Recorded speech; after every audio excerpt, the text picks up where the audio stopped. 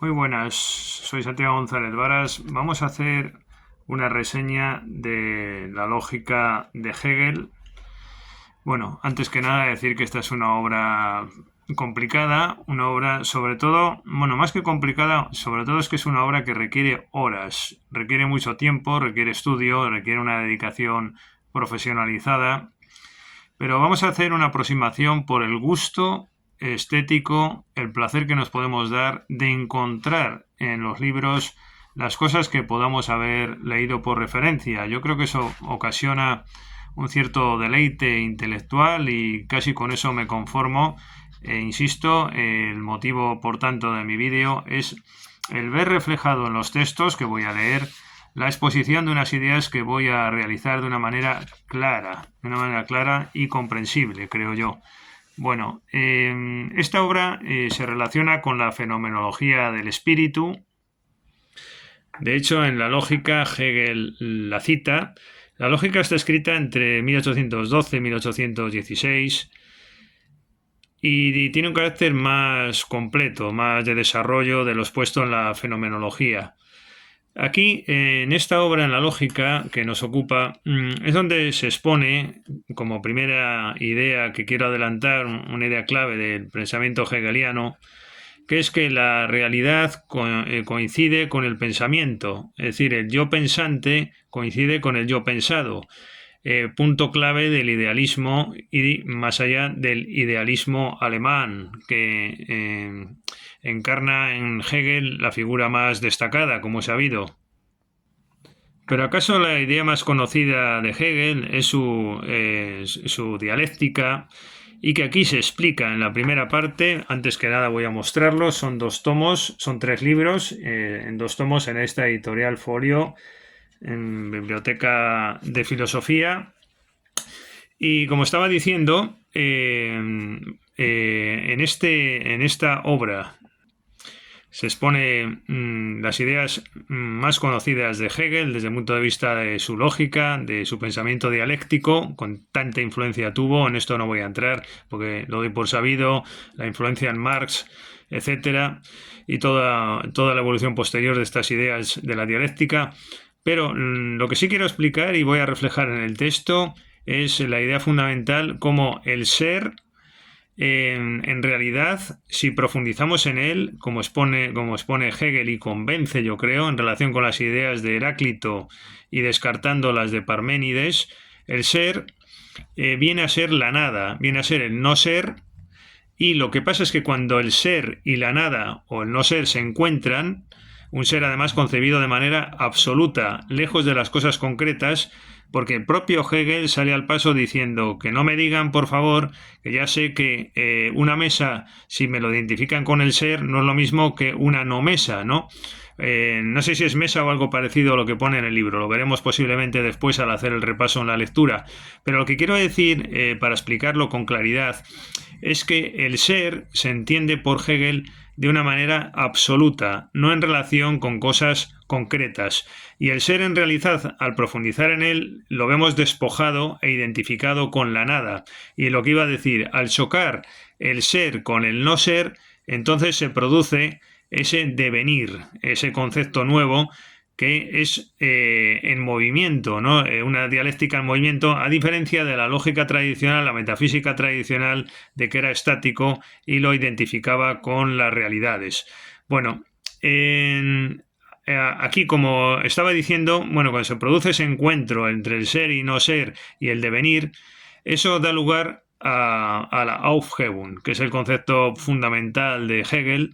La Aufhebung, que, como él mismo dice, lo leeremos después, tiene 3 significados, ¿no?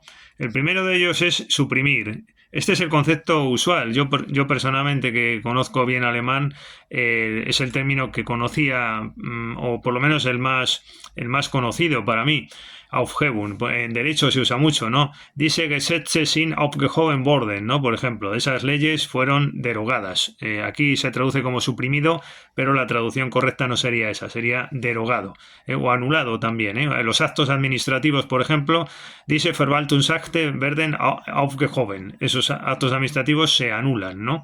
Y de hecho hay una Aufhebungsanspruch, una pretensión de anulación, diríamos, ¿no? Bueno, aunque es un Anfechtungsklage, pero ahí también en ese contexto está. Bueno, es un concepto que Hegel lo usa a propósito porque tiene la primera versión esa de supresión, cuando se produce ese encuentro entre el ser y el no ser, pero al mismo tiempo que algo se suprime, al mismo se conserva o permanece en la parte nueva que da lugar dialécticamente a lo que se origina mediante ese encuentro de entre el ser y no ser, y que se suprime una realidad, surge otra, pero al mismo tiempo se eleva de condición, es decir, lo nuevo eleva o transforma, mejora lo preexistente, ¿no? Bueno, dicho esto, porque mi intención, como es sabido por los que siguen estos vídeos, ya llevamos 800 y pico, y quería introducir un vídeo de Hegel. Bueno, pues mi intención no es extenderme demasiado, entonces voy a pasar ahora sí a la lectura de textos, y lo que se cuenta al comienzo con mucha profusión es que es la lógica en términos muy muy comprensibles. La lógica es la ciencia de la idea pura, la lógica es la ciencia del pensamiento, la lógica es la ciencia más difícil en el sentido de que no tiene por objeto intuiciones. Y se nos va haciendo un recorrido aquí de los distintos conceptos que componen la lógica, de una manera, como digo, bastante comprensible, hasta que se llega después al libro primero, que es donde realmente se introduce todo esto que yo les acabo de contar. Dice aquí: luego, si la individualidad y la exterioridad son las determinaciones del ser sensible, hay que decir que estas determinaciones son, a su vez, también pensamientos y lo general. Esto lo acabamos de decir antes precisamente. El objetivo último de la metafísica es para Hegel el descubrimiento de Dios. Acabamos de hacer un vídeo de Descartes precisamente que bien nos viene al hilo de esto.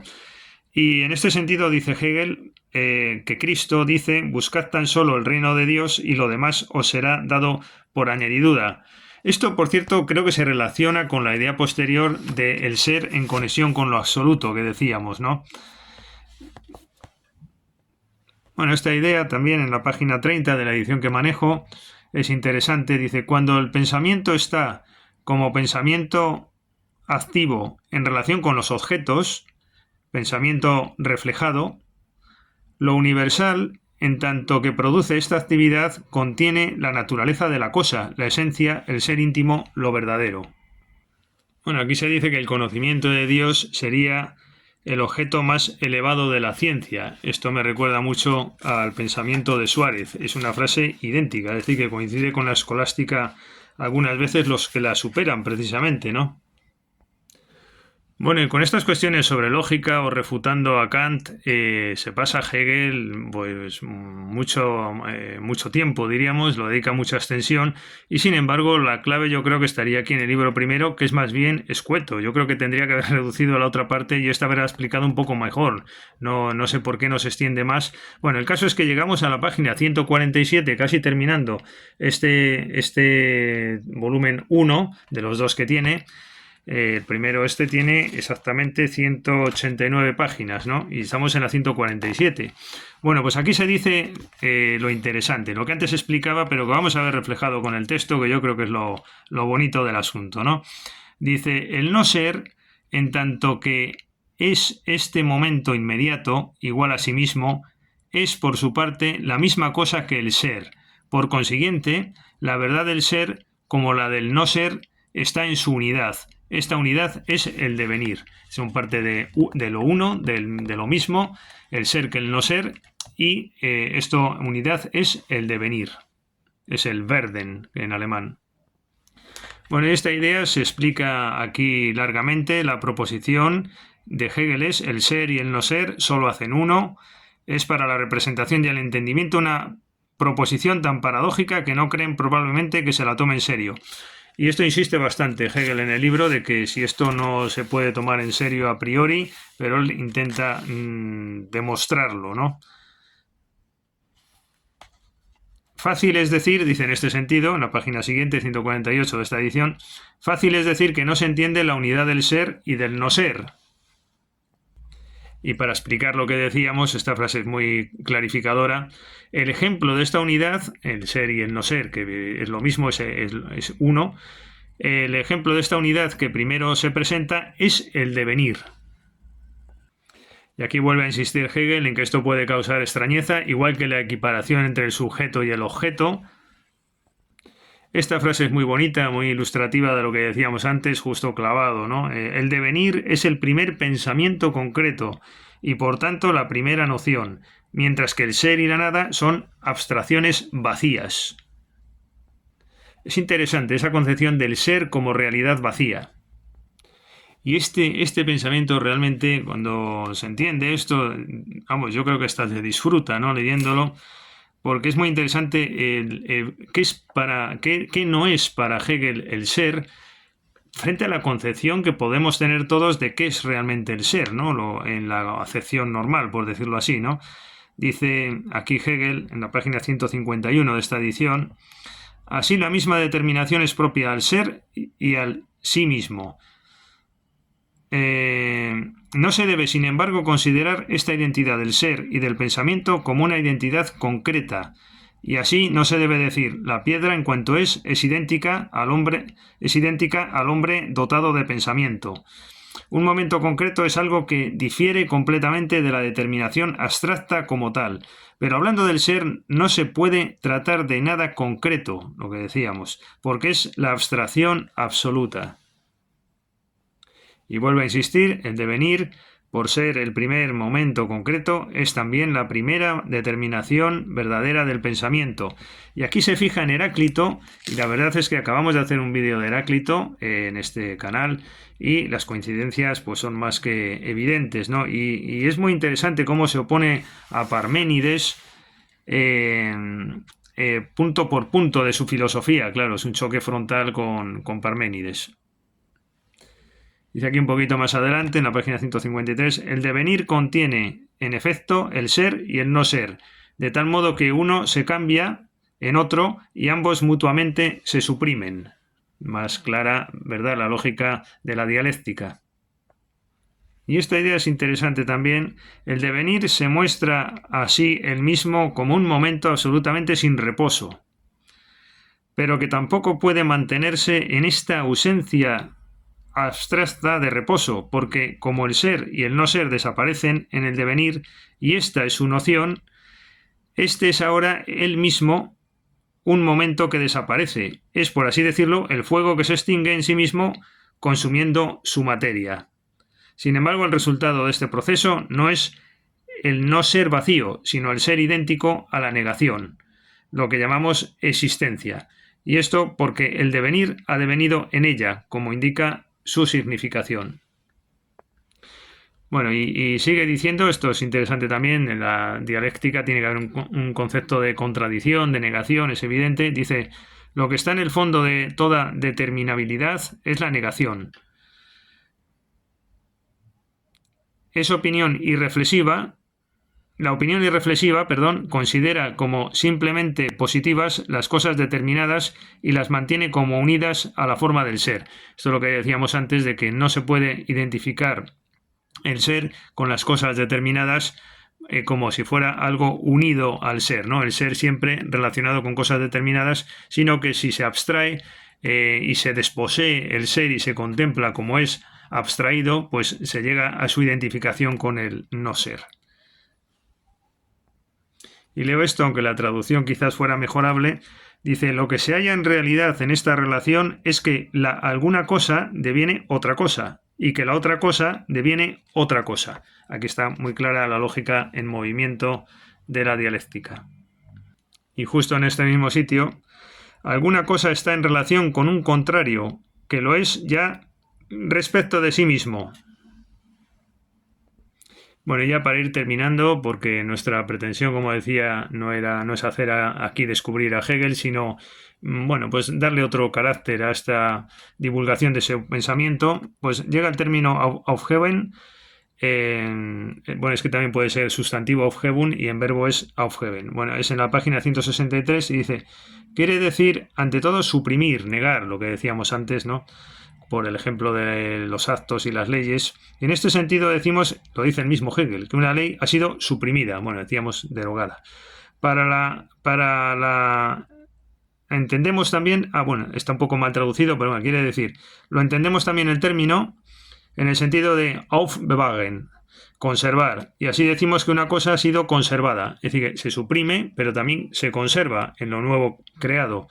No se debe considerar este uso que el lenguaje hace de esta palabra en un doble sentido positivo y negativo, como un hecho accidental, es decir, nada de un hecho accidental, sino que esto tiene su lógica, está escogido adrede, ni tampoco reprochárselo como si originase confusión. Hay por el contrario que reconocer el espíritu especulativo del idioma alemán que se eleva por encima de las divisiones y abstracciones del entendimiento.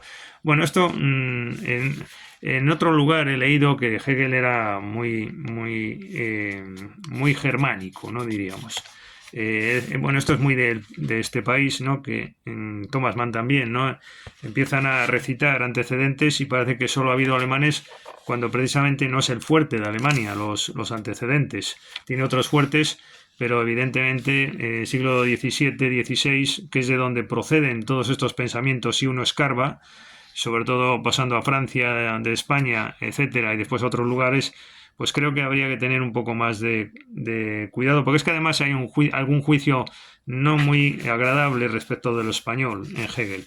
Bueno, esto no tenía pensado decirlo, pero sale aquí al paso. Después lo relaciona su pensamiento con el atomismo. De hecho, Marx, que procede de estas ideas, su pensamiento, su tesis doctoral es sobre el atomismo, ¿no? De Demócrito y Epicuro. Bueno, llevamos 16 minutos y pico. No sé si me habré explicado más o menos bien, si esto habrá cumplido alguna función de complemento respecto de vídeos más especializados sobre Hegel, si habré por lo menos conseguido una mayor comprensión o sobre todo el hecho de usar la fuente y que creo que siempre es conveniente e intentar hacerla